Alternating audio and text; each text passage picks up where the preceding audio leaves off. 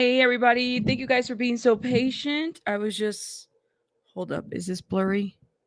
It's not blurry anymore. I was getting everything ready. Shout out to everybody in the chat. Shout out to everybody. Rainy J says she aged, but I saw the video of her coming out of court. You're talking about Capricorn Clark. That's what people were saying. I mean, I don't know, y'all. I wasn't there, so I really don't know, and I haven't seen a video. Let me let know. Let me let the people know that we are live. We live now. We live now. Listen, so we're gonna get started right away. I have about an hour and some, depending on the time frame, y'all, because I do have to get some rest for tomorrow and everything. But I don't know if we're gonna review this whole thing. Regardless, what we're gonna do is at least review what is pertinent, like we're going to go to some of the questions, some of the stuff that I'm like, all right, we got that. We'll review it. I just don't know if we have the time to review everything. Indeed. Give me 1 second, y'all.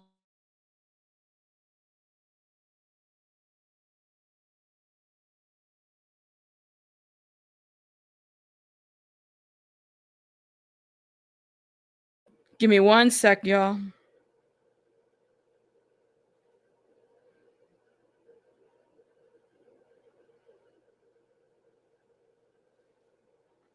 Okay. Sorry, y'all. You know, I'm live and everybody wants to call me then.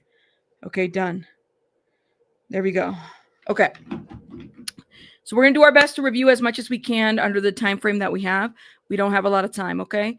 And I want to make sure if I don't get to review everything because she literally was on the stand all day, then we'll definitely do a separate pre-recorded live. I'll add that again to the list of the many, many ones that I still have to catch up on because I still have to catch up on many of them. Okay. Shout out to everybody in the chat. Please hit the like button, please, and thank you. Let me let the people know that we are live again. Live now. Okay. Make sure you guys are hitting that like button, please, and thank you. Sounds like YouTube might not be setting my notifications out, which I don't understand. YouTube, why do you hate me so much? I don't get it. I guess YouTube won't let me be great again. Shout out to everybody. Okay. Early in the morning, there was an issue happening at the court, right? There was an issue about evidentiary. It took them a minute to kind of get started. Okay. So we know that. See if I can share this. Now, let me change my screen because I think it's a little bit easier on the eyes. If I go on the dark for people that are trying to read or anything like that, oh my gosh.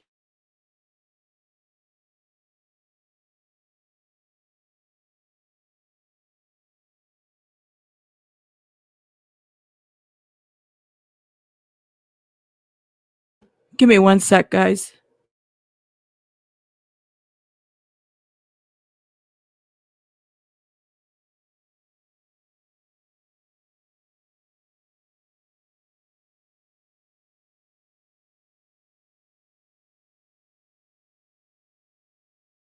Okay, sorry about that. Interruptions. All right, so we're going to do our best. I got my water. I want to change the background a little bit because if it's dark, what I'm hearing, it's a little bit easier for those that want to read. We're going to do a little dark background instead of this court one. You know, court is just for the aesthetics, but right now we're not really in court. I think this is a little bit better. Here we go. I'm not going to pay attention to the chat too much. So let's get going. So early in the morning, the attorneys and the judge kind of met together about some of the issues that they were having, the overnight filings and the weekend filings that they were doing, right? So they were having defense issues with the exhibits. They mentioned that this morning. I don't really want to get stuck in these nuances, but I do want to read something that the judge said early in the morning. He said, as I understand the government submissions, there are certain statements made by Miss Ventura to Miss Clark to go to Miss Clark's, I suppose, hesitancy in taking Miss Ventura to meet Mr. Combs. However, that follow-up, according to the government's letter, by an incident in which Miss Clark actually witnessed abuse by Mr. Combs against Miss Ventura. That would be admissible, that is not challenged by the defense. And so the statement that Miss Ventura made to Miss Clark regarding the prior abuse, going to the hesitancy of Miss Clark, would seem to have minimal probative value, and the potential for unfair prejudice is high. It would be also seem to be primarily not the effect on the listener given the description of the general sequence of events, okay, but rather to the truth of the matter. So that takes care of issues regarding Miss Clark. They were having issues with what was going to happen with Capricorn Clark's statement initially. Okay, now and move this over here. We're going to go right to direct. And move over because this is going to take us too long and I'd rather just do a separate video here. Let's go in right where she comes in. See, this is what I'm talking about. It's a good, I don't know, 50 pages or something before we even get there. Your Honor, I was not, there's something about they get into the DNA. The DNA is going to be an issue. We talked about that yesterday in a video. We're not going to dedicate time for that here. I want to know what Capricorn Clark said. That's where I want to go. That's fair. They're going back on the DNA. Okay, come on. Back to Kid Cudi on the car and the DNA. And by the way, we don't know what kind of DNA it is. People are assuming that it's fingerprint. For all we know, it could be hair. It could be any kind of DNA. Okay, so yeah, we don't know. Okay, here we go. All right, here it is. Miss Clark on direct. Okay. So she raises her hand. She's sworn in. She's on direct, and she's being read by Miss Steiner, okay, for the government. So she was involved in the music industry, graduated high school in 1996. Let's see. So I got an internship at Def Jam Records, which I think would be amazing right after high school. Def Jam is a heritage label in the hip hop community that serves my generation as sort of the true lineage. The question that the government asks, is it a record label? It is. Immediately prior to how, if at all, did your family circumstance change? So this is the story of Capricorn Clark. My mother died, and then shortly thereafter, my father died. And how, if all, did that affect the need for employment? Making sure everything's good on my end. And I'll pay attention to the chat in a little bit, okay, guys? She said, it made me, so she was asked, and how, if at all, did that affect your need for employment? It made me have to start life a lot earlier. Did you attend some college? I did. And what, if any, record label did you sign after college? I signed with Death Row Records. Death Row Records? Capricorn explains, Death Row Records is a late 90s street rap, gangster rap label on the West Coast. Who is managing Death Row Records at that time? Suge Knight. And what, if any, relationship did you have personally with Suge Knight? Suge Knight is the father of my best friend's children. Following your work at Def Jam and Death Row, what was your next job in the music industry? My next job was for Sean Combs at Bad Boy Entertainment. And approximately when did you start that role? 2004. Give me one sec. Okay. Who did you report to at Bad Boy? Sean Combs. Miss Clark, I'm going to ask you that you look around the courtroom and if you see if you identify Mr. Combs. And then she does. She says blue sweater. Okay, let the record reflect that she has identified the defendant. Okay, do you know Mr. Combs by any other names? I do. What are those? Puff, Puffy, Diddy? How did you refer to him during your employment for him, Puff? During what time periods did you work for Mr. Combs? 2004 through 2012.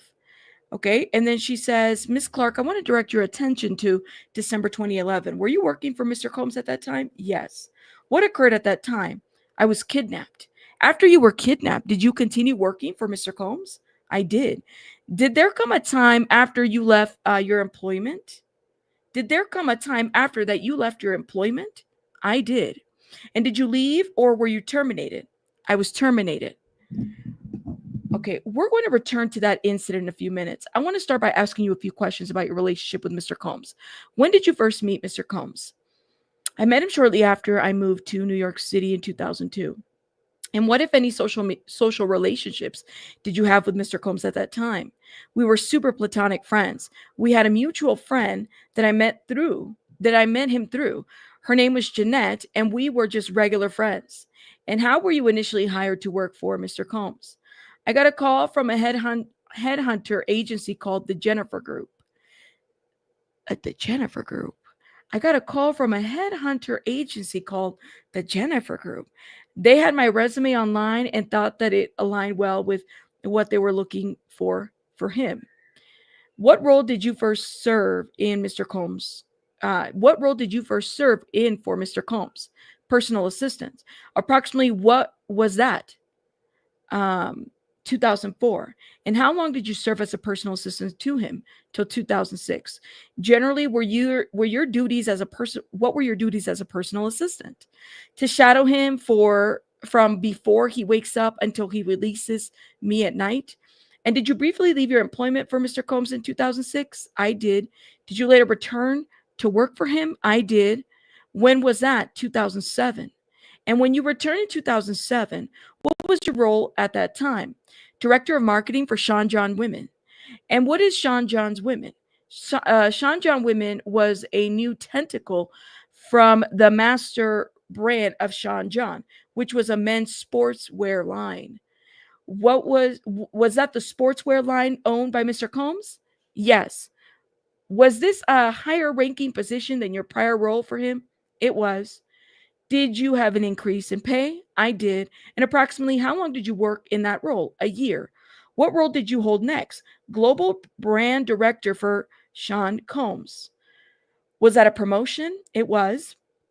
What were your duties in that role? Name and likeness. Anything that his name was on was my neck of the woods. If we're launching television programs, if IDing on something, my job is to do the due diligence, to do the research, to figure out, to try to continue to grow the brand in different ways once we had reached new levels and ideas.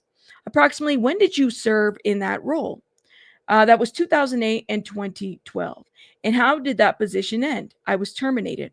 After you were terminated, did there come a time when you were reemployed by Mr. Combs? Yes. When was that? 2016. What was your position at the time? Creative director for Cassandra Ventura. How long did you work? How long did you hold that role? Until 2018. All right. Let me take a little water break, y'all. Thank you.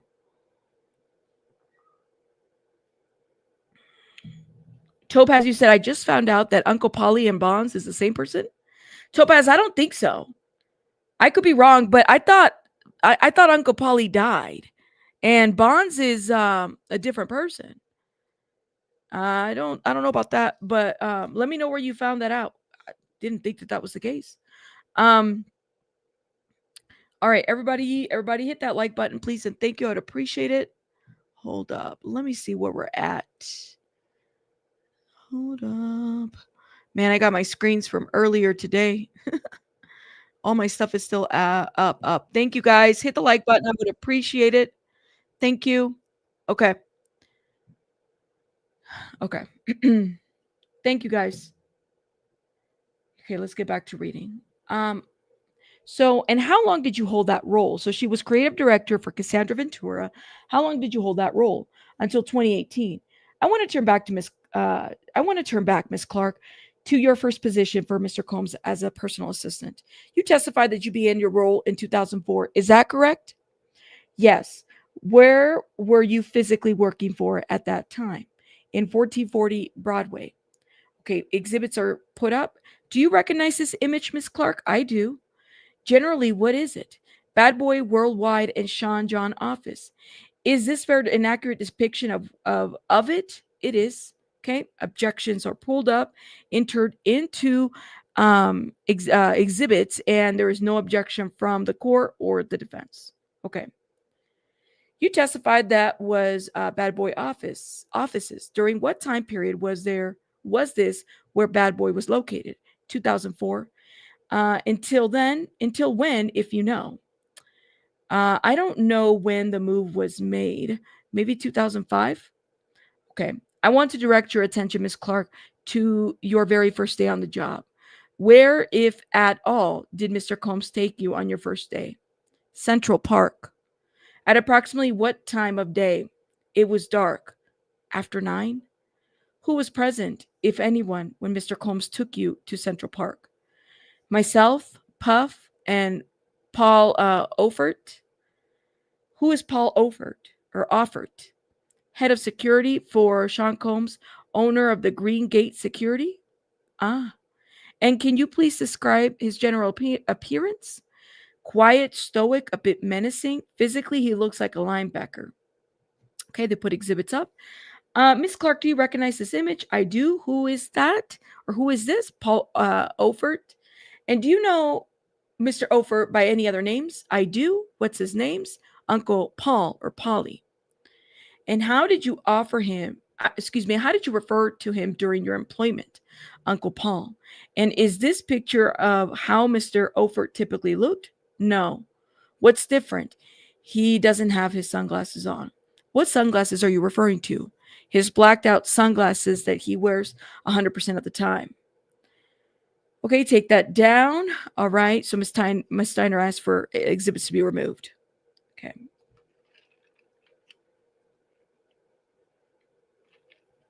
Were there any other individuals around you from Mr. Combs and Mr. Ofert in Central Park that night? No. What, if anything, did Mr. Combs tell you at that time? He told me that he didn't know that I had anything to do with, excuse me, hold up. He told me he didn't know that I had anything to do with Suge Knight. And if anything happened, he would have to kill me. What concerns did you understand Mr. Combs to have? Objection. Agnifilo objects. Court sustains. What was Mr.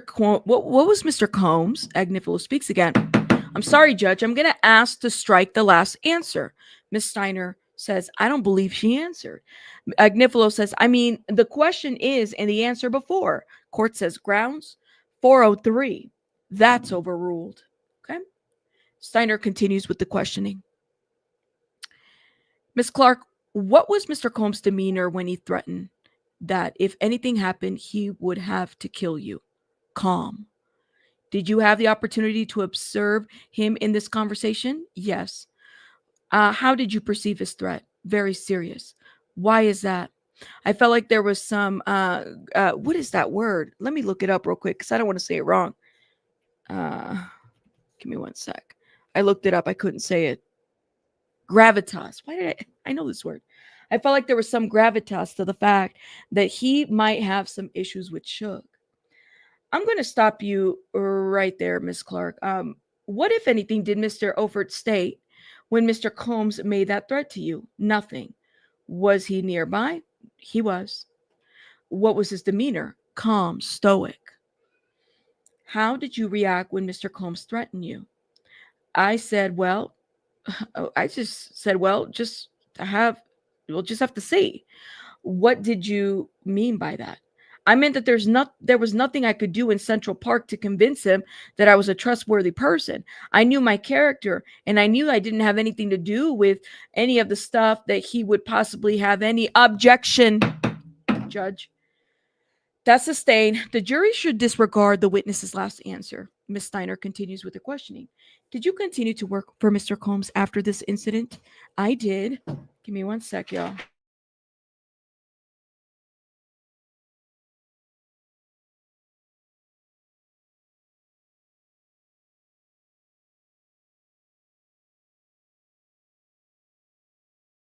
Sorry, y'all. Yes, with the gavel. Yes, with the gavel. You know, we bring the gavel. Okay. Sorry, y'all. I got somebody coming in. I'm not looking at the chat, but I promise I'll acknowledge people once I'm take a little break here. Okay. So the court's Agnifilo objects. The court sustains. The jury should disregard the witness's last answer. Ms. Steiner continues with the questioning. Did you continue to work for Mr. Combs after this incident? I did. Why did you continue to work for him? I felt like I could have been more transparent. Transparent about your background? Yes. Was this the only time that Mr. Combs threatened you? No. You testified that Mr. Ofert, or Uncle Polly, as most people like to call him, was with you at Central Park that night when Mr. Combs threatened you. Can you explain to the jury what Mr. Ofert's role entailed? He was in charge of security, the security and the protection of the principal, the movements, who's on staff as it relates to security, and the movements that we would make, and the logistical components of keeping Mr. Combs safe. And he was the principal, Mr. Combs? Yes. And what is your understanding of how long Mr. Offert had been working for Mr. Combs? I knew he was there long before me. I didn't have a sense of timing. Did he continue working for Mr. Combs throughout your employment? He did. What, if any, other security did Mr. Combs have? He had Roger Bonds, D Rock, and Ruben. Okay, exhibits are entered and put up. Miss Clark, who is this on the image? D Rock. And who generally is D Rock? D Rock is a security guard and a friend, a very good friend of Biggie Smalls. Can you describe his general appearance? We just have a face here.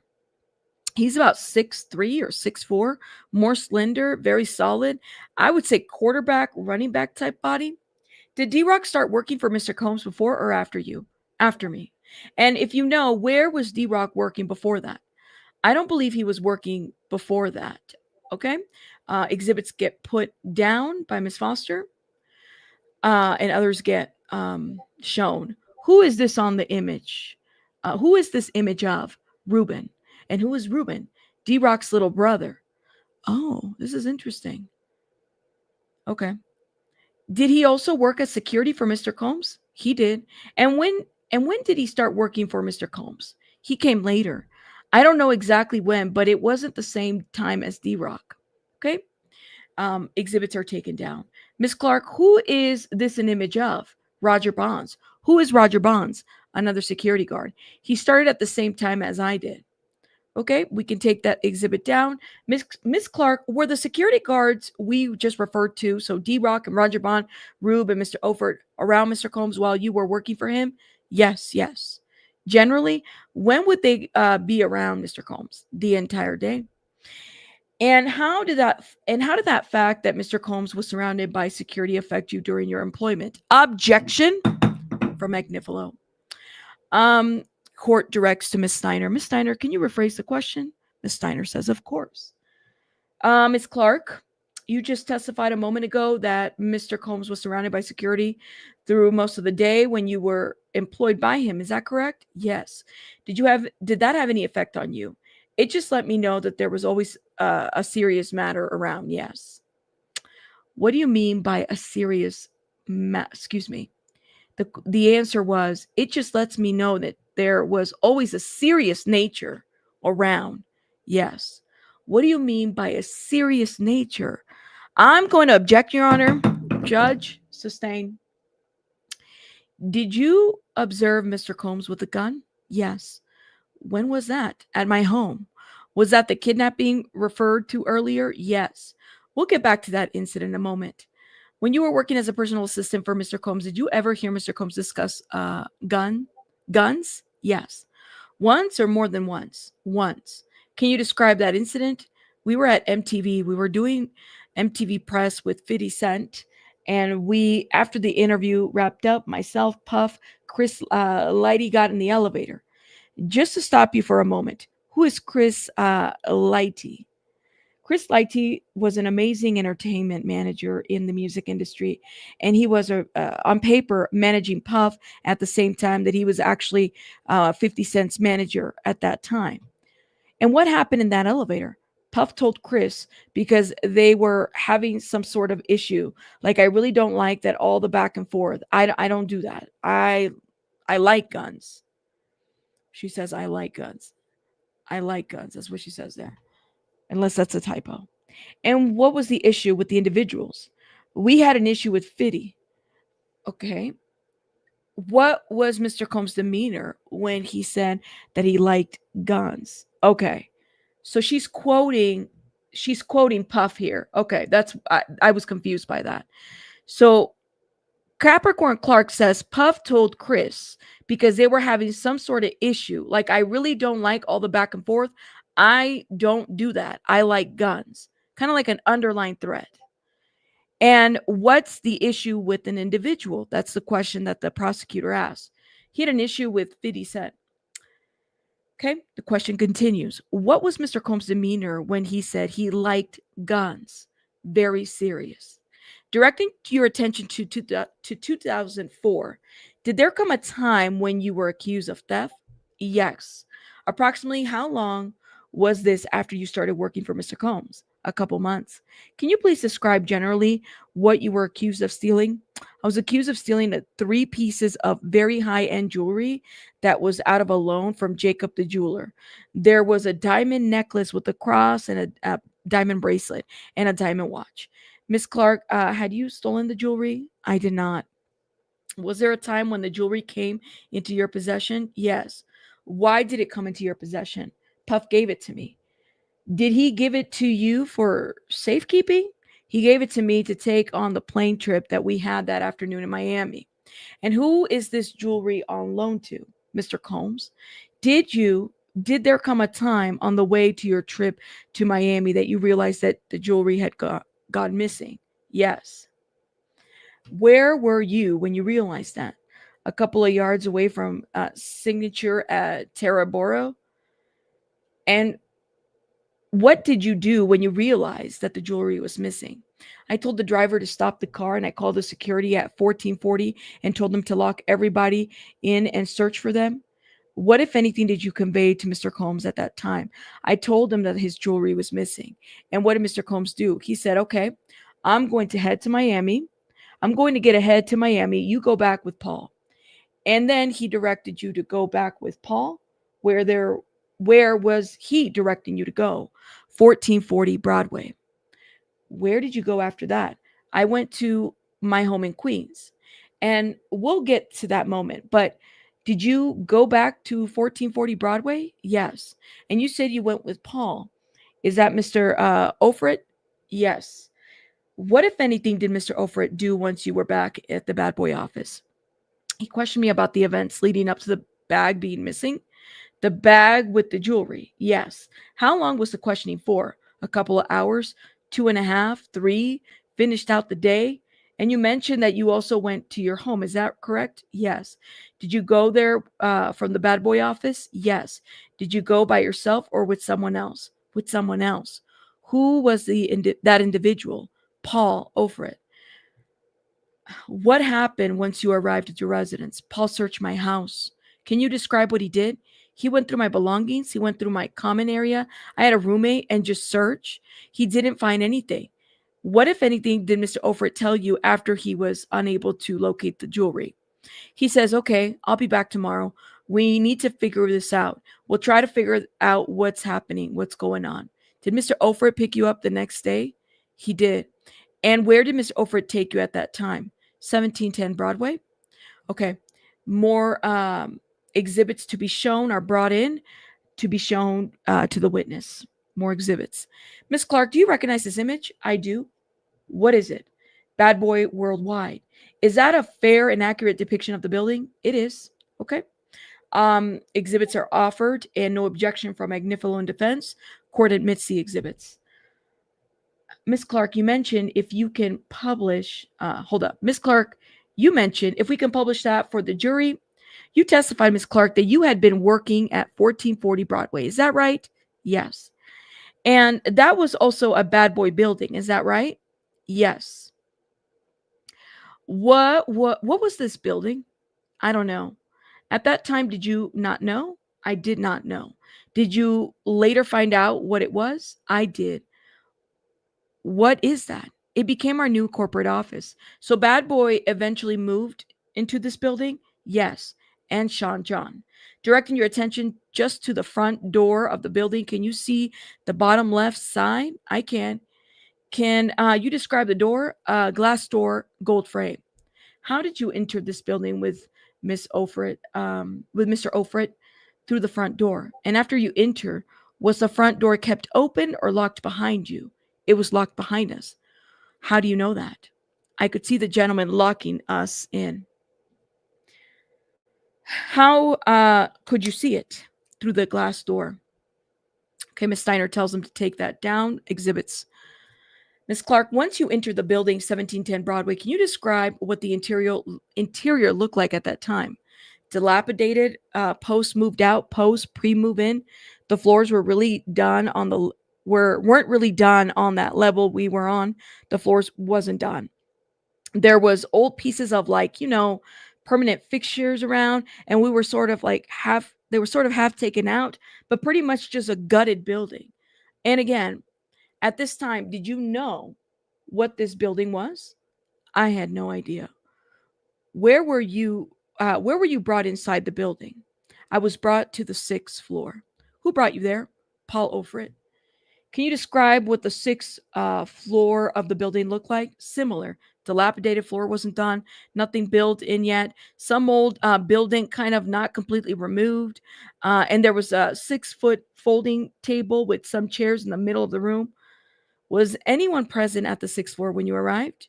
There in when you arrived there with Mr. Ofrit? Yes. Who was there? There was a gentleman, a heavy set gentleman who was like chain smoking cigarettes and drinking black coffee. Can you describe this individual's appearance? Very wide, very heavy, looked like the size of two linebackers. He wasn't tall. He didn't stand very much either. When you say size, in width, he was very large? Yes. Can you describe this man's size relative to your own? 5 of me across? He was very wide. Did you learn this man's name? I did not. Was anyone else with you on the sixth floor? No. And you said that Mr. Ofrit had brought you to the sixth floor. Is that correct? Yes. Did he remain there? No. Do you have an understanding of where he went? I did not. Did you ever return to the sixth floor? Did he ever return to the sixth floor? He did. And when would he return to the sixth floor? Intermittently during the day. So he was in and out? Mm-hmm. Did you speak with the heavy set man? I did. And what did he tell you was the reason that you had been brought into the building? He says I'd been brought to the building to take a lie detector test. I figured out what happened with his jewelry, with this jewelry. Hold up. He said I'd been brought to the building to take a lie detector test to figure out what had happened with this jewelry. What, if anything, did he say would happen if you did not pass the test? He said if you fail these tests, they're going to throw you in the East River. What was the man's demeanor when he said that they would throw you in the East River? Your Honor, I'm going to have to object. Move to strike the last answer. Can we approach? Court says yeah, you may. Okay, so they have a sidebar. Are y'all ready for the sidebar? Oh my God, the sidebar. Oh my God, y'all. Let me take a little break. Thank you. Topaz, thank you again for the 5. Sylvia's been a member for Sylvia, I feel like you've been a member forever, but thank you for being a member for 13 months. Aya vamos. Thank you. Y'all are amazing. Saturn Kid, Ticket TV sent me. Thank you, Saturn Kid. Shout out to Ticket TV, who sent us a lot of great people. Thank you, Saturn Kid. I appreciate it. Jennifer S., thank you for becoming a member. BC, thank you for the 199. Thanks for all that you do. Ticket TV, send me. Thank you, BC. I appreciate it. Welcome to all new. Please like and subscribe. Popcorn is on the left. Thank you so much for the 499. Thank you, Sylvia. I appreciate you. Oh man, sidebar.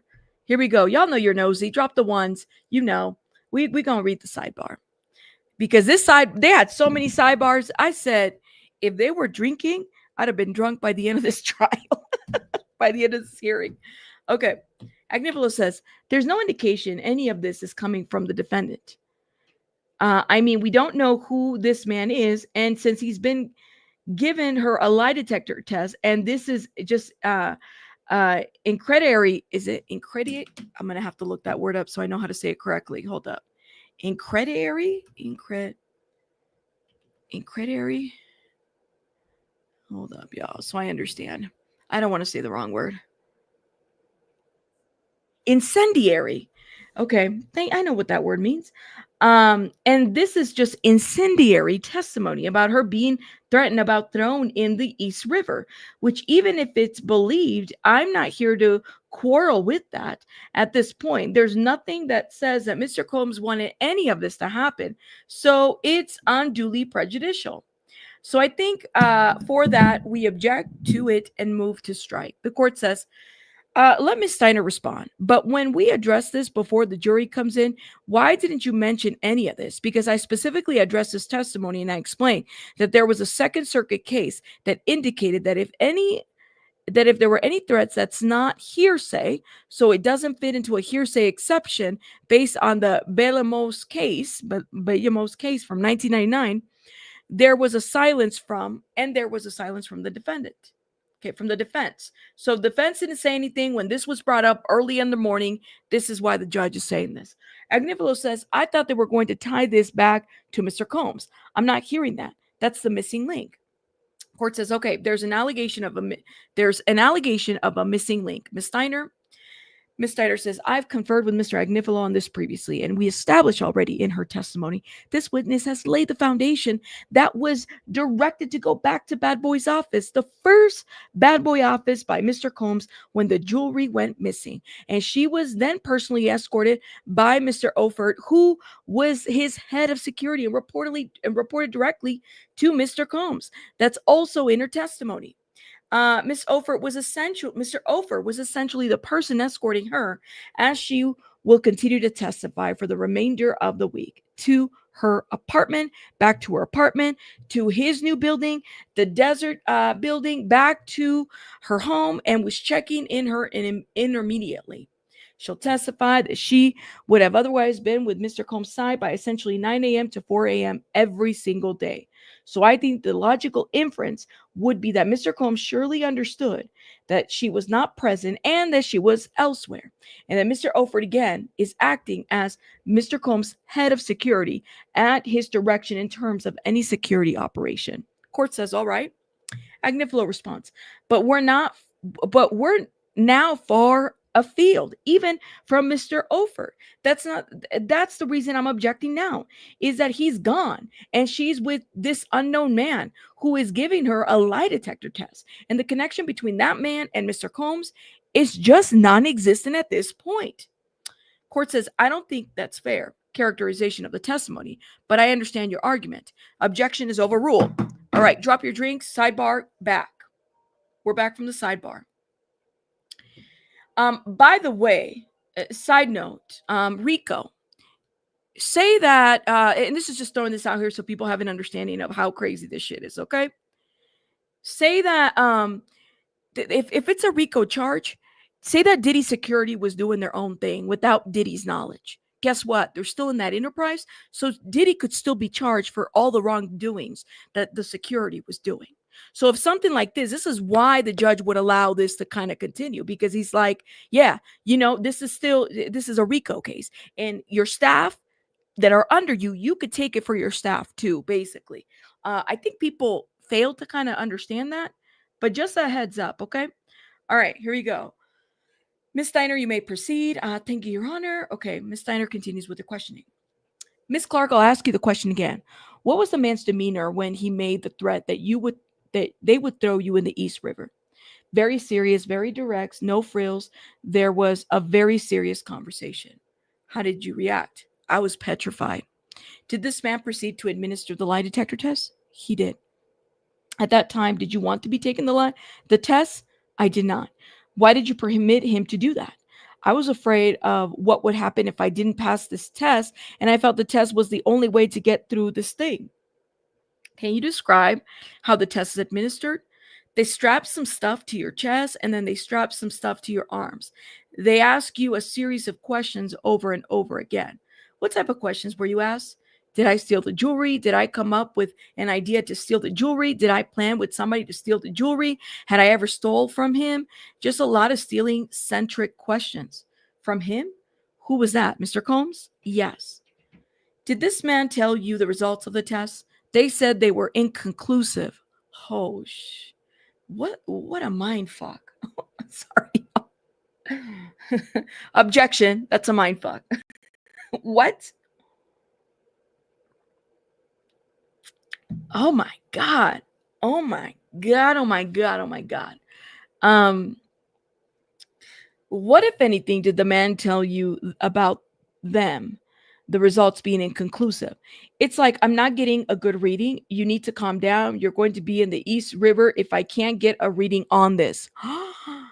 When you told him to calm down, when he told you to calm down, I can't even calm down. When he told you to calm down, how had you been reacting that moment? I couldn't calm down. I wasn't doing a good job at calming down. Approximately how long were you in this desert building on that day? Full workday. Of this full workday, approximately how long was the man administering the lie detector test on you? intermittently all day? And if you know, was anyone else inside the building at that time? Not to my knowledge. During the hours that you were in 1710 Broadway, were you able to leave? No. Why not? We weren't allowed to leave. Who told you you weren't allowed to leave? Paul. Paul who? Paul Oford. Yes. Excuse me. Paul Oford? Yes. And was the door also locked at the time to the building? It was locked. Was it locked from the inside or the outside? Locked from the outside. Did you attempt to leave the building? I did not. Why did you not attempt to leave the building?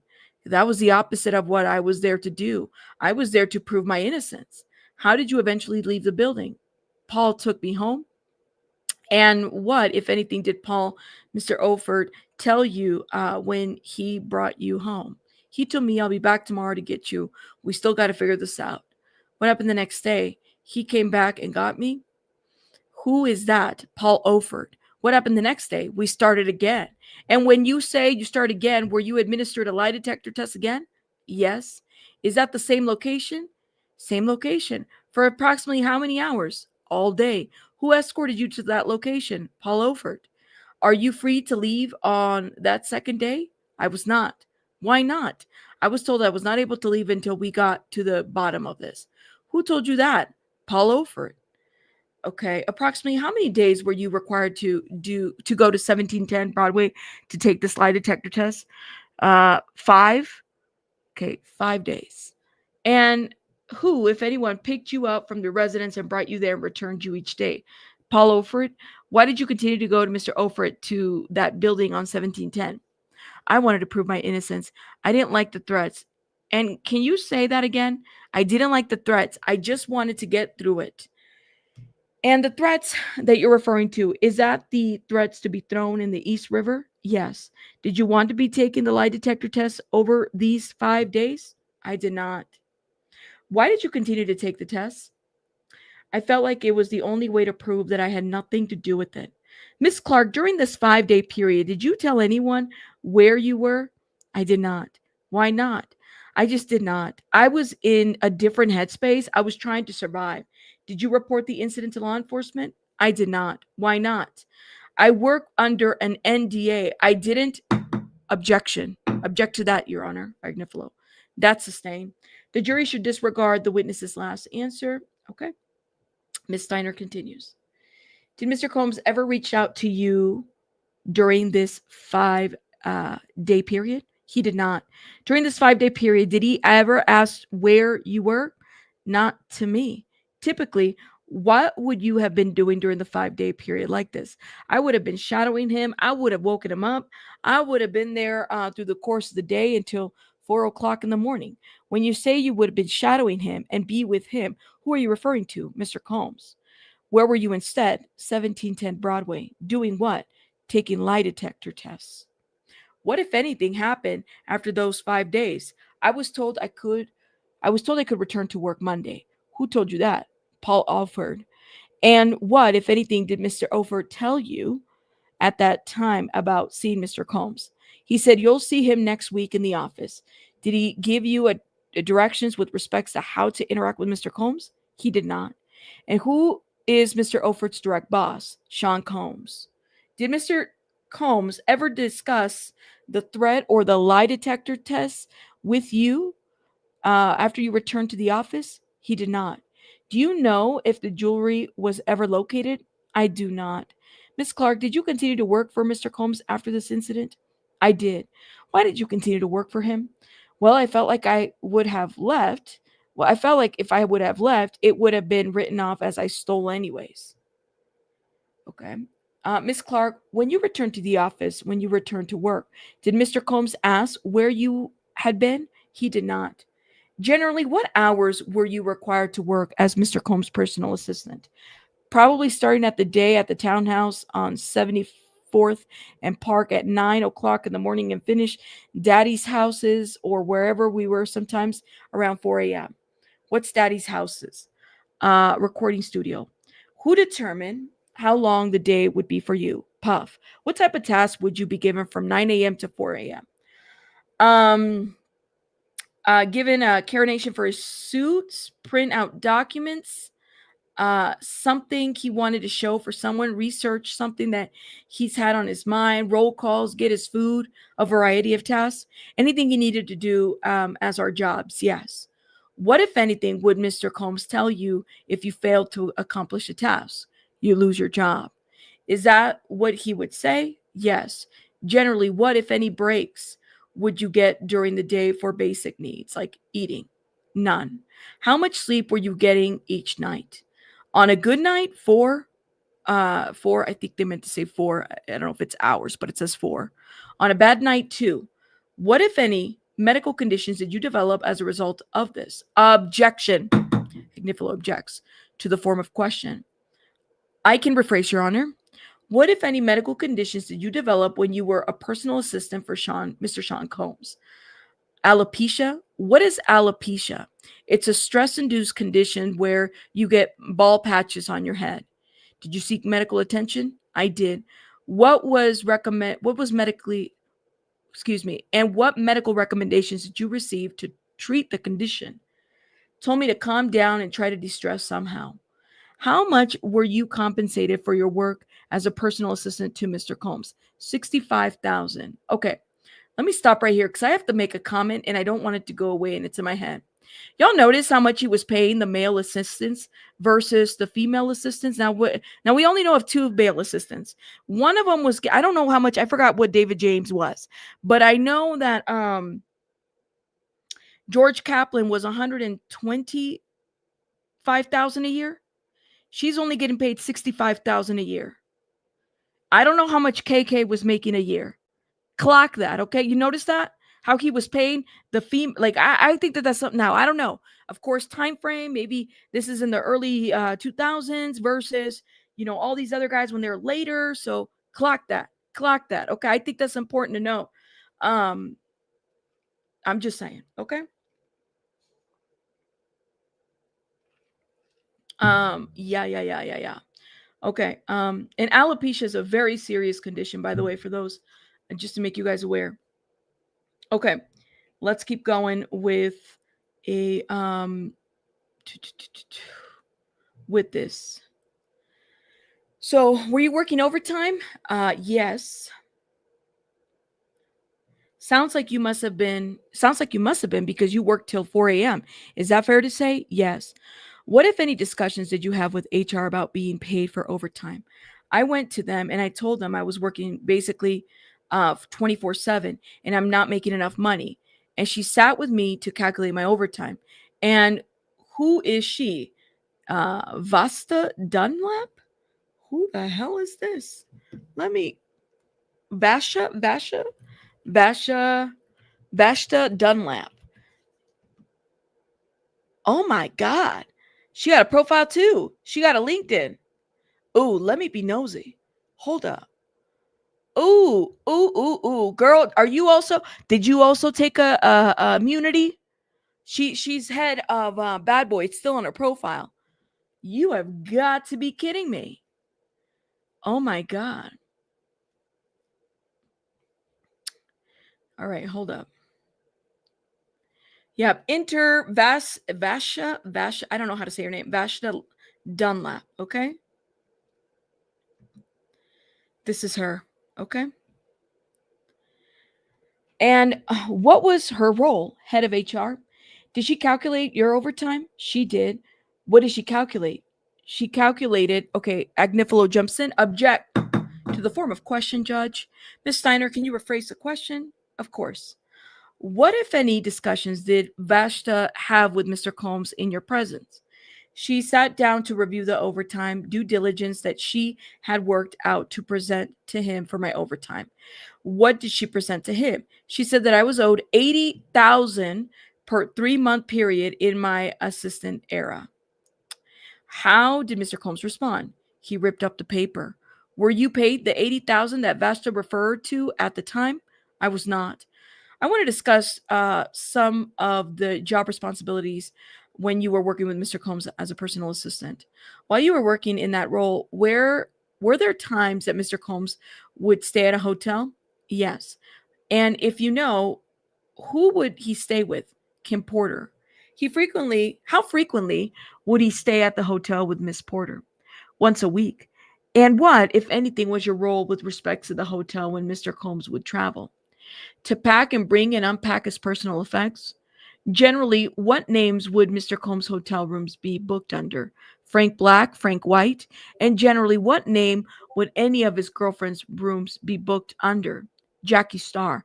Which hotel did Mr. Combs frequent the most when he traveled outside of New York? In Atlanta, it was the Intercontinental Buckhead. In Los Angeles, it was the Beverly Hills Hotel. And when Mr. Combs would travel to the outside of New York and have these hotel stays, how would you set up the room? I would unpack all of his clothes and shoes and personal belongings and put them in their place, and it would be set. What did those belongings include? Clothing, toiletries, bags, camera bag. Let's take those one at a time. So, what's the camera bag? Camera box, actually. Camera box. It was a silver at the time. It was a silver like 45 recorder carrier repurposed, and it had three click-ins, three point and shoot cameras, one small mini DV camera. Was there anything else in the camera box? A small bottle of baby oil and a small bottle of lube. What, if any, lighting was in the hotel? No lighting. We brought his is it Duquay? I've said this before. Y'all, some of these words throw me off. Give me one second. Pronounce. I know I've pronounced this before. Diptyque. Thank you. That's how you say it. We brought his diptyque candles. Ugh, that was it. He also mentioned a toiletry bag. Yes. Would he Would that be brought to the hotel? Yes. What was inside of that bag? Toiletries, medications, drugs? What type of drugs would be in the toiletry bag? Ecstasy. Can you describe the toiletry bag looked inside? Black top unzip, Louis Vuitton. How frequently would Mr. Combs bring the toiletry bag with him to a hotel stay? 100% of the time. How frequently would he bring the camera box to the hotel stay? 100% of the time. About how long would Mr. Combs stay in a hotel room after you set it up for him? 3 to 4 days. During these hotel stays, what would you be doing? Watching TV, catching up on sleep, ordering service?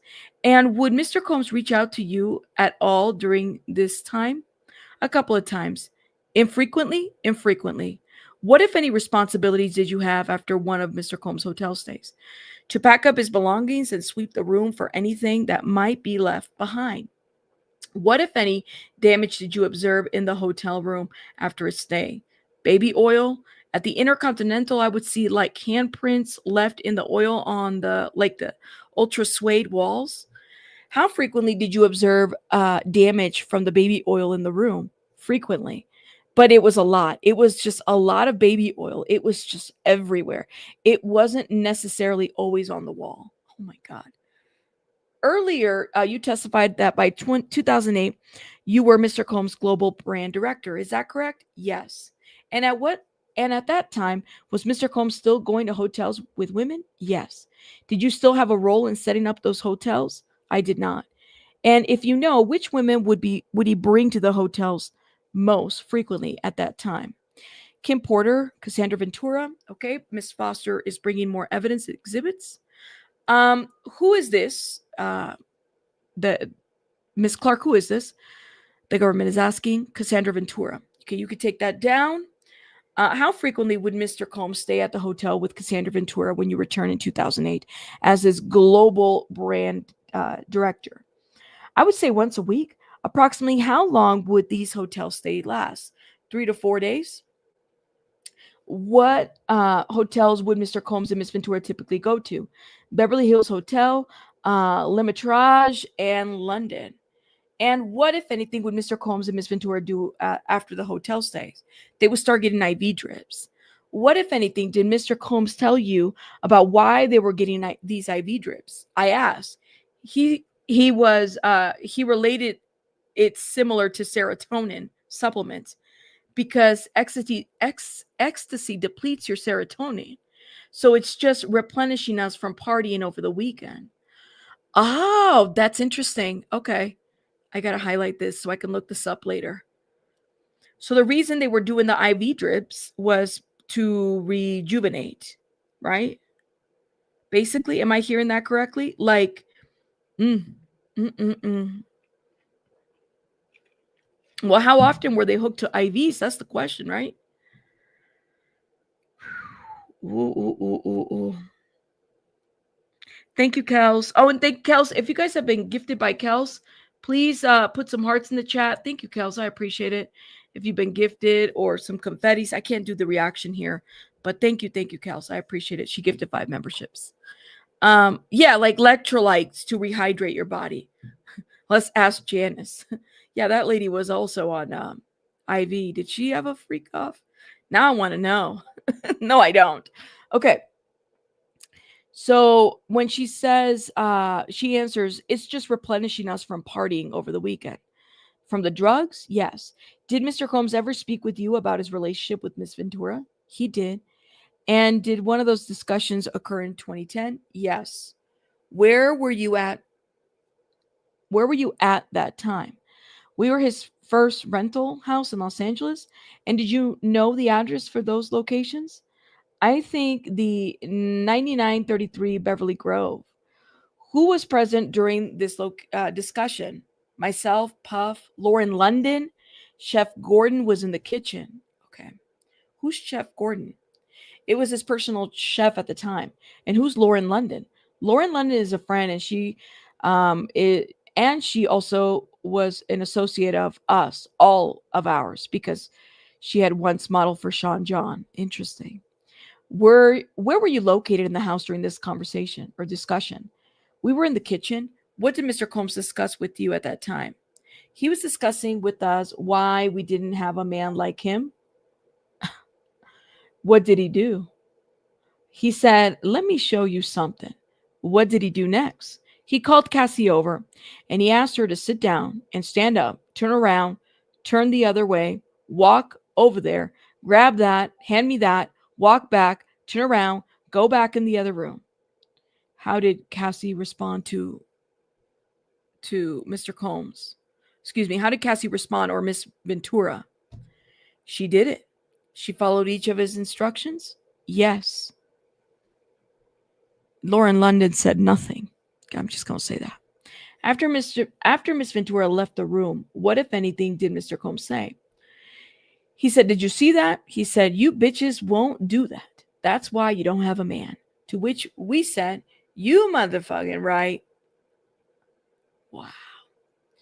During your employment, did you ever observe Mr. Combs using drugs? I did. What types of drugs? Ecstasy and Molly. How often did you observe Mr. Combs taking these drugs? Once a week. Did the frequency of the drug use change over time? Yes. How so? It increased. To more than once a week? Yes. During what period?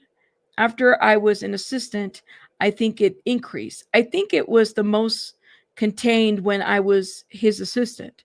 Other than Molly, ecstasy, did he take any other drugs you were aware of? He did. What drugs? Like prescription medication. Who, if any, drug dealers would Mr. Combs obtain drugs from? Objection to the form of question. Ms. Steiner says I can rephrase. Did Mr. Combs obtain drugs? Yes. Did you observe that? Yes. And who would he obtain drugs from? He had a girlfriend in New York that he can get drugs from. Did he obtain drugs from anyone else? Not really in New York, no. What about in Los Angeles? Yes. He who would he obtain drugs from in Los Angeles? One Stop. Okay, Miss Foster, exhibits are shown. Do you recognize this individual? I do. Who is it? Or who is this? One Stop. And what type of drugs did you observe Mr. Combs obtain from One Stop? Ecstasy and Molly. Where were the drugs delivered? Either to me or to Puff directly. Where? Either to myself or to Puff directly. But where would it be delivered to? Either a hotel or a house, wherever we were staying at the time. Okay. Miss Steiner asked for exhibits to be taken down. Did Mr. Combs ever ask you to obtain drugs for him? Yes. What drugs would he ask you to obtain most frequently? Ecstasy. Okay, approximately how many times did he ask you to personally get him ecstasy? Not more than 10 times in in my career with him. He could get it on his own. Object to the last part. Judge, move to strike. This is Agnifilo. He's objecting. The court says granted. The jury should disregard the last sentence in the witness's answer. Miss Steiner continues. Who, if anyone, did you observe Mr. Combs provide drugs to? Girlfriends, friends? Did Mr. Combs ever ask you to obtain drugs for others? Yes. On how many occasions? Once. Approximately when was that? It was the summer of 2006, I believe. Where were you at the time? In the south of France. What did Mr. Combs ask you to obtain in the south of France? Cocaine. How did you respond when he asked you to get cocaine? I said, for who? Okay. How did you respond when he asked you to get cocaine? I said, for who? That's her response. I said, for who? Why did you react that way? Because it wasn't going to be something that I was going to add to my list of things to do, given that that's how my mother died. Objection from Agnifilo. Can we approach again? Court says you may. All right, sidebar. This was the second sidebar. Y'all counting these sidebars? Thank you. Oh, man. Oh, that's interesting. Jordan. I wonder if he's going to testify too. The chef. Okay. Sidebar. This is becoming just a wholesale character assassination, says Agnifilo. I am not sure what many of these things have to do with the charges. The drugs, I understand, because there's a drug predicate as part of the racketeering count. But to have the witness add that this is how her mother died, it's just too much. It's not targeted at allegations, and so I object. The court says, all right, I understand. Steiner speaks. She said that before. I think her primary thing was that she was willing to get some drugs and not others for him. I think she does not always say that. Sometimes she did. Sometimes she did. I thought it was important to distinguish why, on this one occasion, she was unwilling to comply with the directive, given her job was to follow all of these directives. But I can move on from the question. Court says, let's move on. Okay, back to open court. Ms. Steiner continues. Ms. Clark, you testify that you refused to get cocaine for Mr. Combs. Is that correct? Yes. Or initially, or at least, is that correct? Yes. How did Mr. Combs respond when you said, I believe you said, who is this for? Yes. How did he respond to that? Not me, N-word. That's what it says. Not me, N-word. Was the cocaine obtained? It was. Was the cocaine for someone else? It was for someone else. How was the cocaine obtained? I had the Spanish security guard get it. Did Mr. Combs ever ask you to obtain prescription drugs for him? He did. Generally, what time of day? Any time of day, but mostly at night. Were these sedatives? I believe so. Were these prescription drugs always in Mr. Combs' names? No. Whose names were they sometimes in? My name. Why were they in your name at times? Because I had exceeded the amount of controlled substances I can get on Miami Beach. Under Mr. Combs' names? Yes. When the prescription drugs were in your name, who were they for? Mr. Combs? Did Mr. Combs ever travel with any of these drugs? Yes. How frequently? All the time. And when he traveled with the drugs, where would the drugs be contained in? In his toiletry bag. Who would carry the toiletry bag? Myself or security? Did Mr. Combs ever carry the bag? He did. This is the toiletry bag, correct? Yes, that's the toiletry bag. Did you ever see Mr. Combs with a bulk of cash? I did. Would you see him with a bulk of cash? Agnifilo, I'm going to object to this. I don't know what bulk cash is. I don't know if the witness does either. I'm sorry. Court speaks. Ms. Steiner, can you play some, I think you meant to say, lay some foundation or rephrase? Of course, Your Honor. If I could just ask a couple questions to lay a foundation, Your Honor. You may. Thank you. Ms. Clark, did you see Mr. Combs with a large amount of cash during your employment? I did. When you say large amount of cash, approximately how much money are we talking about? In my case, 100 euro, 100,000 euro. And where did you see Mr. Combs with 100,000 euro? Primarily coming back from Europe. Where would you receive the cash from?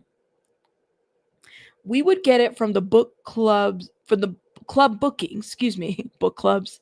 We would get it from the club bookings in Europe. What did Mr. Combs do once he received this cash? Keep it. Who would he provide it to? Oh, he would turn it over to security after I gave it to him. When you had the money, what were you doing with the money? I was counting the money. Who would you give the money to after you counted it? Directly to Puff. If you know, where was the cash stored once it was back in the United States? It appeared to me that it was always kept in the bedroom's personal safe. During the employment with Mr. Combs, what, if any, violence did you observe? I observed fighting. What kind of fighting? Him fighting men. Can you describe who? Paul Overt. Anyone else? His barber, Curtis Smith. What, if any, objects would Mr. Combs throw at people? Phones. When would he do that? When he was upset. Did he do that once or more than once? Often. Was Mr. Combs ever violent with you during your employment? Yes. Approximately when was that? Summer of 2006. Where were you at the time? In his home in Two Star Island, Miami? What, if anything, did Mr. Combs tell you when you had arrived at Two Star Island, Miami? He told me, I don't care what goes on this weekend.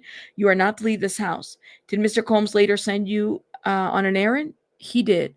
Where to? Pharrell Williams, who was a music producer. His manager came over and dropped off, and was dropped off by vote and back on the back dock for a quick meeting. He had returned me to Rob Walker to Palm Island, where they were shooting a video. Okay, this is interesting. Let me highlight this.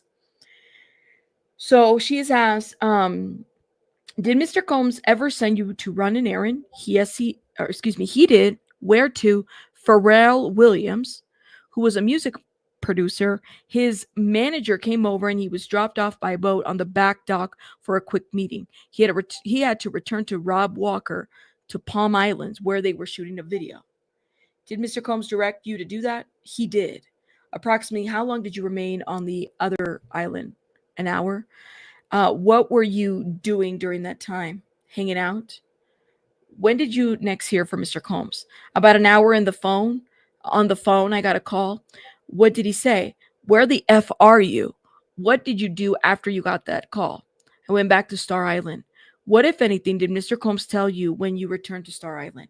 He said, you see, your problem is you want life, you want a life, and you can't have that here.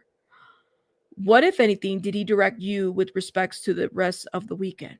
He said, like I said, don't go anywhere. You are not to leave this house. What happened the next morning? I woke up and I went to the kitchen to get some breakfast. What happened next? I was making my plate. The chef was there. She was tired. I asked her where the turkey bacon was. She said, there is no mother effing turkey bacon. She was very upset from a long night. And I said, I hate it here. And what, if anything, did the chef then tell Mr. Combs in your presence? She then walked outside to where Puff was standing on the back deck and told him what I said. It exasperated her. He immediately looked at me and said, you hate it here? And he charged me. When you say he charged you, can you describe what he did physically to you? He ran towards me with his hands open and pushed me at my shoulders. He started pushing me back. In what direction? Out towards the front entrance of the kitchen, through the butler's pantry. Approximately how far did he push you? About 25 to 30 yards. And how was he pushing you? Just to make sure that how was he pushing you? Just to make sure the record is reflecting the witness with open hands. Open hands. Open hands right here on my shoulder, like, the top of your shoulder. What if anything was Mr. Combs telling you while he was pushing you in this way? He said, you hate it here? Get the F out of my house. You hate it here? Get the F out of my house. And he repeated it until we were outside. Can you describe the amount of force that Mr. Combs was using when he was pushing you? I would say 75%. I never fell. I kept catching myself. Did anyone intervene? Yes. Who? Paul Efford or anyways. Uncle Paul did, okay? What did Paul do? He told Puff to stop. He told me to go back, to go pack my things. Did you follow his instructions? I did. And after this incident, when Mr. Combs pushed you through his house, did you leave your employment? I did. Why did you leave? That was crossing my boundaries. I want to direct your attention now to a few years later in 2011. Had you returned to work for Mr. Combs by that point in time? Yes. What was your role at that time? I was the global brand director. Why had you returned to work for Mr. Combs after that incident at Two Star? My first role back was director of marketing for Sean Johns. He was impressed with what I was doing in my job that I had left for. I had a couple of number 1 albums. Who is he? Sorry to interrupt. Puff was impressed with my work at my new place and was like, I'm starting a women's line. You wouldn't have to work directly with me, but you can work for me, and it will be something right up your alley. And it was paying more than Samba Records was.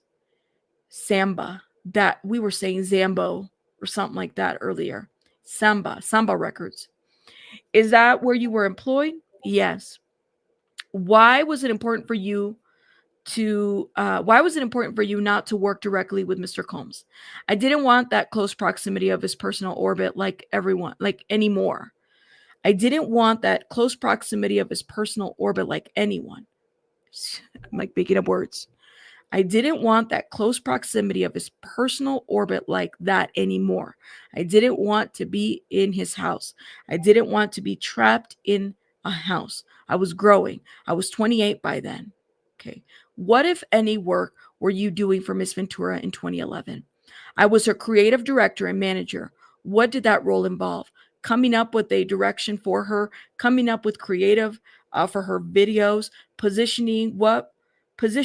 What are we talking about? What's the look?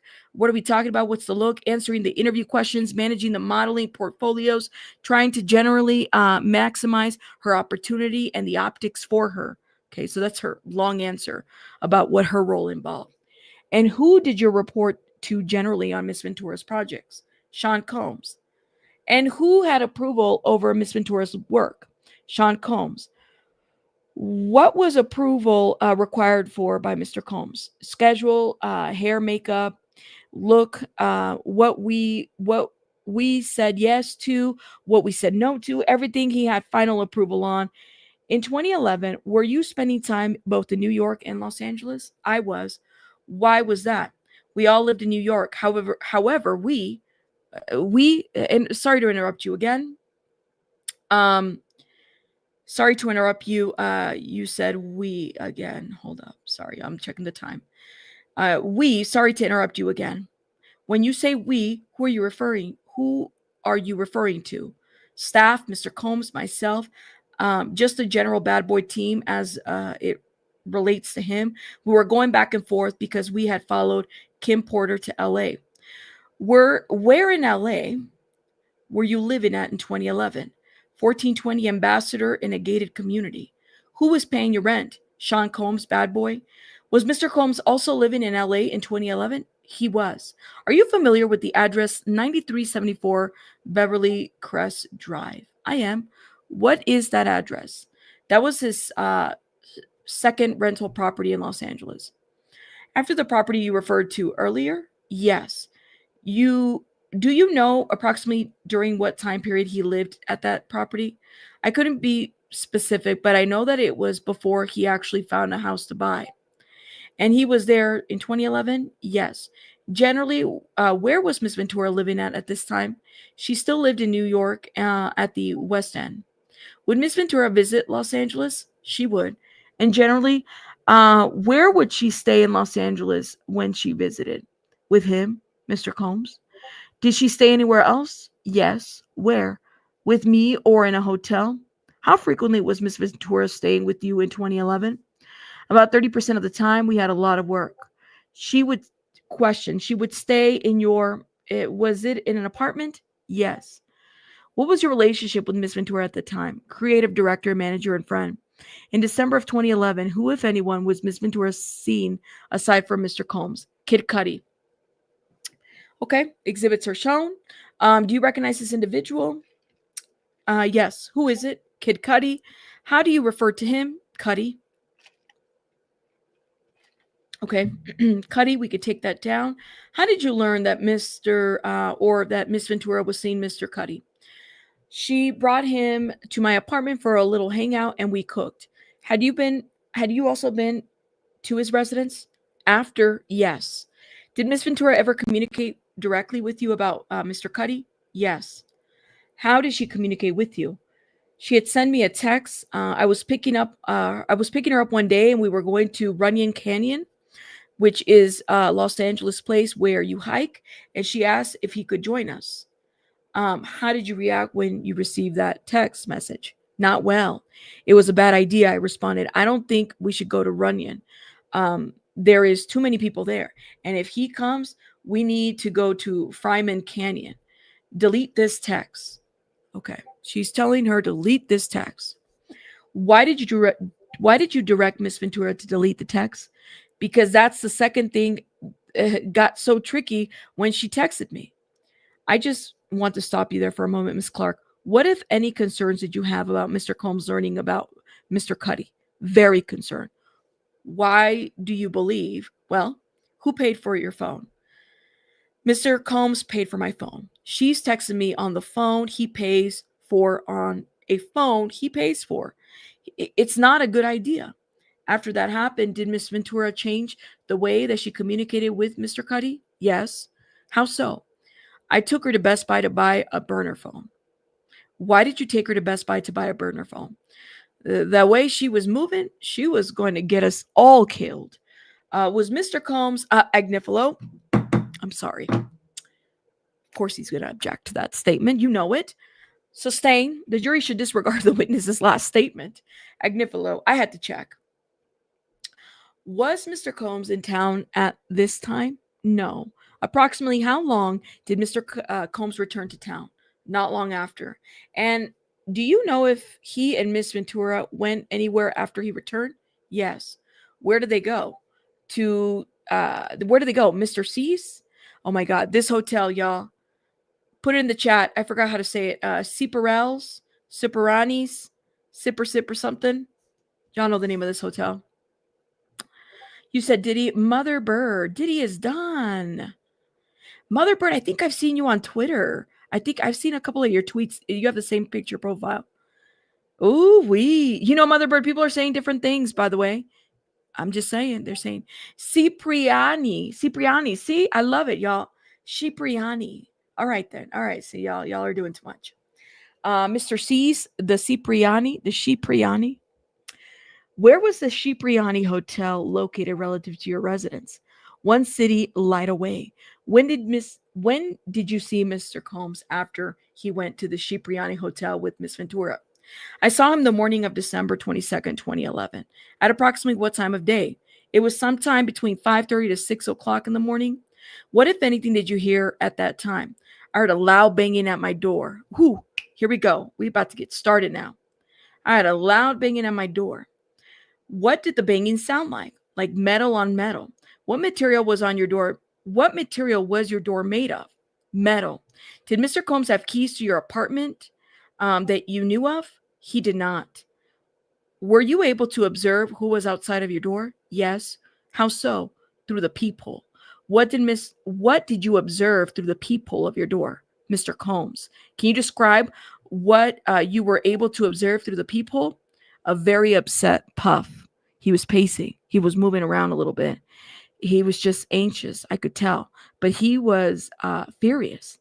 That was evident. Okay, Agnifilo speaks. I'm going to object to the question as what she saw. Okay, court says, Miss Clark, when Miss Steiner is asking you a question, okay, so he's talking to the witness, judges, asking you a question, just answer the question, and Miss Steiner will ask a follow-up question. Okay? Witness says, okay. Thank you, Your Honor. Can you describe the movement of his body outside of your door? He was pacing, and the body language looked like he had something in his hand. Why do you say that? Can you describe what you observed? Just like the body language, I could see like his shoulders. It was like he was moving in his hands, and I couldn't see through the peephole all the way down, but the body language was given like he's holding something. Did you open the door for Mr. Combs? I did. Why? He was upset. Part of my job is to make sure that the name and likeness is okay, and he's outside of my door. I just get to like, I just get to it. What is this? What did you observe when you opened the door? I saw Mr. Combs. Can you describe Mr. Combs at the time? He had a white button down shirt with a button down sweater, business slacks, gray slacks, and nice shoes. Can you describe what the slacks look like? His pants were gray and they were split open to the knee to um okay, wait. His pants were gray and they were split open from knee to knee through the crotch. So I could see his underwear. Okay. Can you describe his face? Furious. No glasses on. Did you notice anything in his hand? A gun. Did Mr. Combs enter your apartment holding a gun? Yes. And when Mr. Combs tells you once he was inside of your, and what did Mr. Combs tells you once he's inside of your apartment? He said, "Why didn't you tell me?" How did you respond? I said, "I don't know what you're talking about." What did he say next? He said, "Who is Scott?"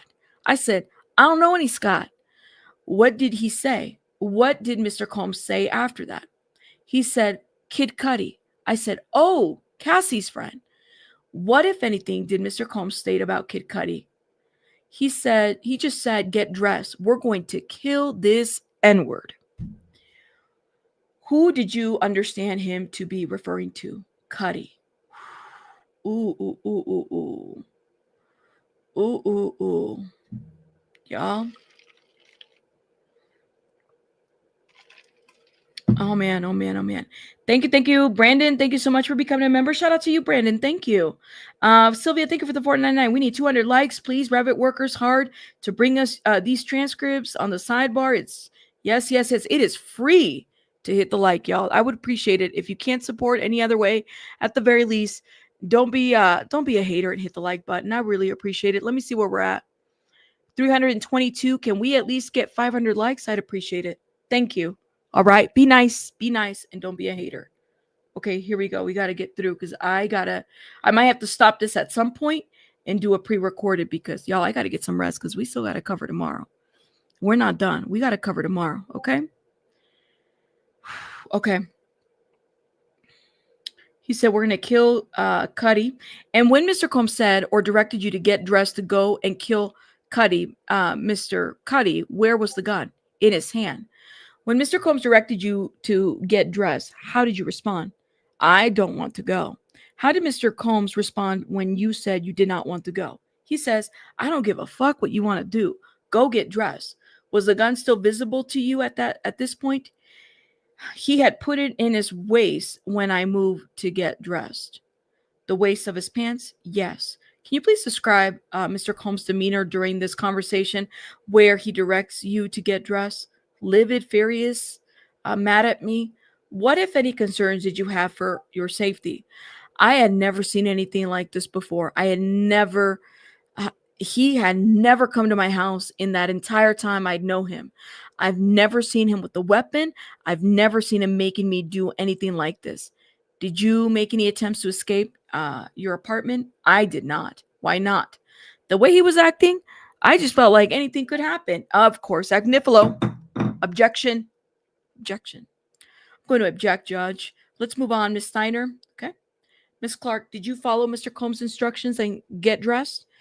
I did. Did you leave your apartment building with Mr. Combs? I did. When you left your apartment building, did he still have the gun on at that time?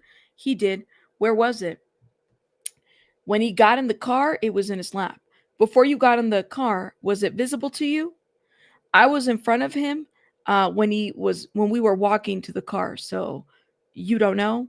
He brought it. He brought it with us. Yes. When you exited the building with Mr. Combs, who was there? Ruben. Can you remind the jury who Ruben is? Ruben is D-Rock's little brother, security guard who was added last to the team. Where was Ruben? Ruben was in the driver's seat at the Cadillac Escalade. What color was the Escalade? Black. Can you describe the color? Black executive class Cadillac Escalade with the captain chairs, so you don't have to climb over the back seat. You can just walk through. Is an Escalade an SUV? Yes. What seat was Ruben? Driver's seat. Did you get into the vehicle? I did. Where did you get into the vehicle? The first row of the back seat on the right hand side in the captain chair. Did Mr. Combs enter the vehicle? He did. And where did he enter the vehicle? In the back seat to the left captain chair behind Rube. Was the next to where what was that next to where you were sitting? Yes. Is that where Mr. Combs would usually sit in his vehicle? Not typically. Where would he usually sit? He sit the front passenger seat. Where was the gun when Mr. Combs was sitting next to you? In his lap. Were you able to leave the Escalade? No. Why not? We were moving, but no, I was not able to leave. Before you got moving, I was not allowed. It was very fast. We got in the car very quickly. It was immediately at the bottom of the stairwell. When you say you were not allowed, did anyone tell you you couldn't leave the Escalade? It wasn't a conversation. It was just where we were going. There's no conversation about being allowed to leave or anything. There was no conversation. It just happened very quickly. Yes. Where did you go with Mr. Combs and Rue? We went to Cuddy's house in the Hollywood Hills. Approximately how long is the drive from your residence to, at the time, to Mr. Cuddy's house? If you're pushing it, you can do it 15 to 20 minutes. Okay. Exhibits are asked to be put out for identification. Do you recognize this, Miss Clark? I do. What is it? A map of my house to Mr. Cuddy's house. A map to my house to Mr. Cuddy's house. Is it fair and accurate depiction of the map of your house to Cuddy's house? It is. It's not the route I would take, but it is. Okay. Government exhibits are entered. Defense does not object. Okay. Can you identify on the map where your residence was located at the time? It's next to the Museum of Tolerance in Century City, 1420 Ambassador. All right. Can you identify where Mr. Cuddy's residence was at the time? Cuddy's house was at 8925 Hollywood Hills Road, up Laurel Canyon, a part of Laurel Canyon called Wonderland. At the top of the map, yes. Okay. She's asked to take exhibits down. Do you recognize this image? I do. What generally is depicted on the photograph? Cuddy's front door. At the time you went to Mr. Cuddy's house, did you know whether or not he was home? I did not. What, if anything, did Mr. Cuddy and Rube do after you arrived at the home? They entered at the house. Were you still at the car? I stayed in the car. Were you able to leave the car? No. Why were you not able to leave the car? I probably could have left, but I didn't. What were you afraid of if you left? Objection. I could have objected to that. That was leading. Leading. Sustained. When you were in the car, were you able to see into the residence? Yes. How were you able to do that? The door right there was open to the courtyard. What did you observe Mr. Combs and Rube do on the property? Fidget around, trying to gain access, and they gain access. And what, if any, when you say they gain access, do you mean to the residence? Yeah. Beyond this door is another open courtyard area, and there's another house door set back further past this door. So yes. Which did they gain? What did you observe?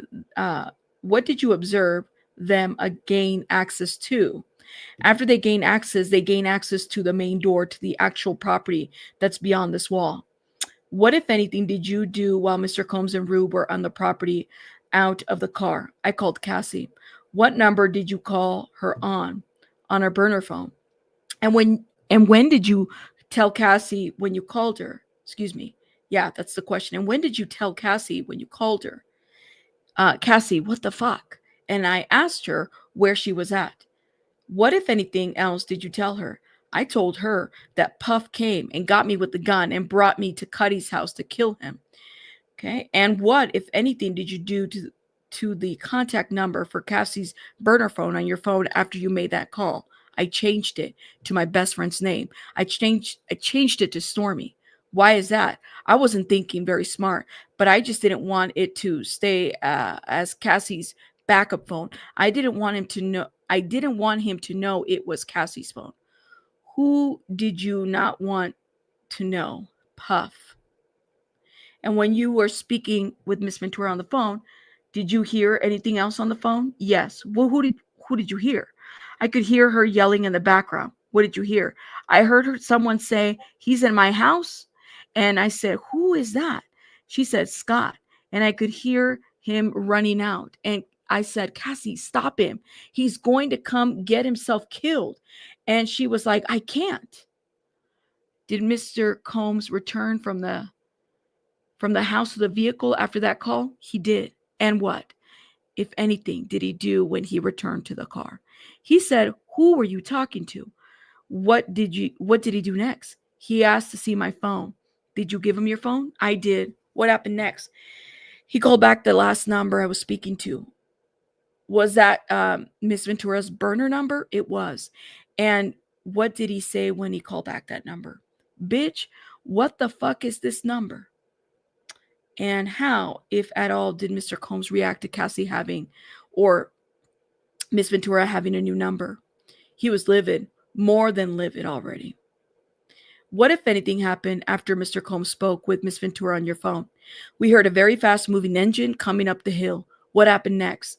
Out of the corner of my eye, I could see that it was Cuddy. Puff looked at my face. I guess I gave him a visual cue that it was him. And he goes, and there goes that N-word right there. What happened next? Cuddy pulled up next to the Cadillac Escalade, comes to a complete stop, looked, and then took off and sped up to the hill. Puff and Rube jumped in the car, and we started chasing him. How long was this chase? It felt like forever, but couldn't have been longer than a minute. What? What, if any, other cars did you observe while you were driving at that time? Cuddy lost us. We turned south down Laurel Canyon. We heard sirens, and we passed the police. In what direction were the police headed? They were headed north on Laurel Canyon. We were headed south of Laurel Canyon. Were they headed in the direction of Cuddy's residence? They were. How, if at all, did Mr. Combs react to the police cars passing you? It calmed him down. Okay. Can you describe what you mean by that? He just started to, maybe for the first time that morning, pull himself together. Where did Rube and you and Mr. Combs go next? We stopped at the Key Club. What, if anything, did Mr. Combs instruct you when you stopped at the Key Club? Told me to call Cassie. And just for context, how far is the Key Club from Cuddy's house? Key Club is on Sunset, maybe depending on how you're driving, 2.5 minutes down Sunset, west of Cuddy's house. And what is the Key Club? Key Club was a nightclub that had been on Sunset forever. It's had a million names. It was the Key Club, then it was One Oak, and then it was Key Club again. Did you follow Mr. Combs' instructions to get Miss Ventura on the phone? I did. And what, if anything, did Mr. Combs instruct you to tell Miss Ventura? He told me to tell Cassie that he has me, and he's not going to let me go until I come get her. Did you convey that message to Miss Ventura? I did. And when you convey that message to Miss Ventura, where was Mr. Combs in the vehicle relative to yourself? He was standing outside of the vehicle by my window. And you said he was standing outside the vehicle by your window? Was he able to hear the discussion? Yes. Did you remain in the vehicle, or did you exit the vehicle at that point? I sat in the vehicle. Why did you stay in the vehicle? Because we were stopping to make a call and then continuing on. He was the only person that got out. Rube didn't get out either. How did Miss Ventura respond when you told Mr. Combs' message? And I believe you said he said that and that. And I believe you said he has you and that. Well, I don't want, maybe you can say it. I don't want to mischaracterize your, okay. She says, he has me. He won't let me go until I come get you. To which Cassie said, court says, hold on. Let's get the question. What did Miss Ventura respond? She said, okay, come get me. Did you? When Miss Ventura said that, what was her tone? Calm. Did you return to Mr. Combs' residence after that call? I did. Who drove you there? Reuben. What if any instructions did Combs give you at that time? Told me once you get Cassie, you guys need to go talk with Cuddy and convince him to not tell the police that it was me. Did he tell you anything else? He says, if you guys don't convince him of that, I'll kill all you mother effers. What? Hold up. I'm going up. What did you do after you arrived at Mr. Combs' residence? I got in his staff's vehicle, which is an older nondescript car, and I went and picked up Cassie. Where did you pick her up from? The Sun Marquise? At a hotel? Yes. And where did you go with Miss Ventura from the Sun Marquise? Back to Cuddy's house. Why did you return to Cuddy's residence?